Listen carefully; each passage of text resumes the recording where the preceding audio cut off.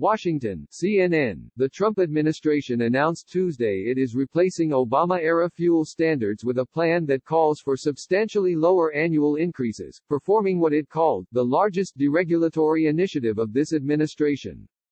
But it's a move that will have large environmental consequences and weaken former President Barack Obama's efforts to combat the climate crisis. The finalized rule, prepared by the Environmental Protection Agency and the Department of Transportation, was unveiled Tuesday. The rule calls for fuel economy and emission standards to increase by 1.5% annually, rather than the approximately 5% increases in the 2012 rule. According to the rule, the standards will increase to 40.4 miles per gallon by vehicle model year 2026, about 6 miles per gallon fewer than the 2012 rule. The administration's original proposal would have frozen the standards.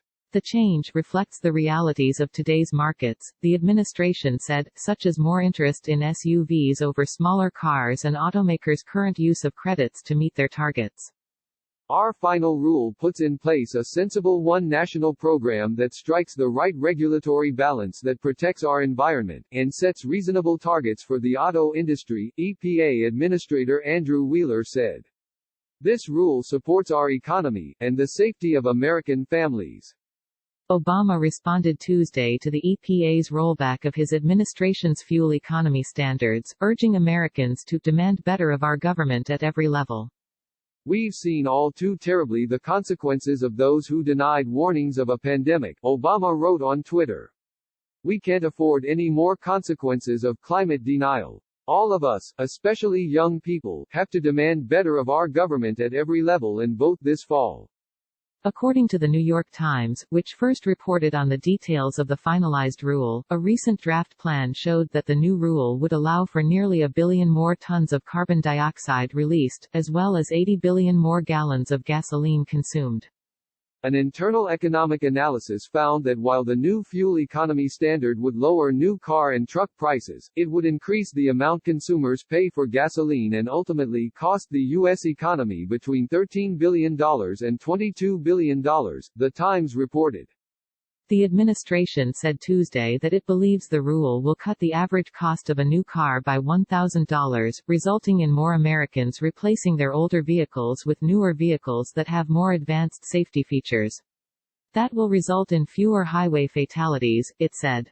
Citing two people briefed on the rule, The Washington Post reported that the government's estimates found that more Americans will die as a result of the increased air pollution from the new standards compared to if the current standards were kept within a similar period. Ann Idzel, the EPA's principal deputy assistant administrator, said Tuesday that the analysis finding that weakening the emissions rules will cause more people to die from pollution is wholly incorrect, because of the lives saved in highway collisions. Gina McCarthy, former EPA administrator under Obama who now heads the Natural Resources Defense Council, argued that gutting the clean car standards makes no sense. It will harm the air we breathe, stall progress in fighting the climate crisis and increase the cost of driving. The only winner from this action is the oil industry, which wants us stuck driving dirty gas guzzlers as long as possible, McCarthy said in a statement Tuesday.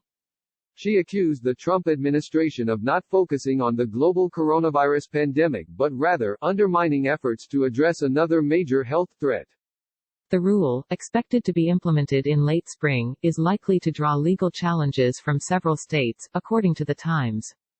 Members of the EPA's own Scientific Advisory Board last year raised concerns about the administration's proposal, arguing that there are significant weaknesses in the scientific analysis of the proposed rule.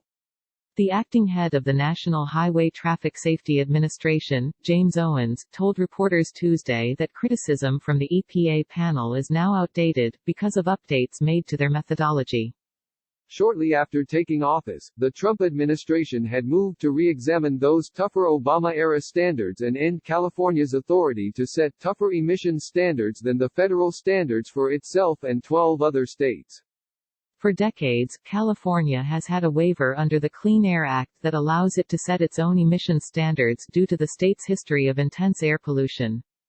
President Donald Trump announced in September he was revoking California's waiver, prompting the Golden State to lead a coalition of Democratic-controlled states and cities in suing the administration. Fearing that drawn-out litigation would lead to regulatory uncertainty, leading automakers asked the Trump administration in June to abandon their plans to scrap the emissions standards and restart talks with California about a compromise.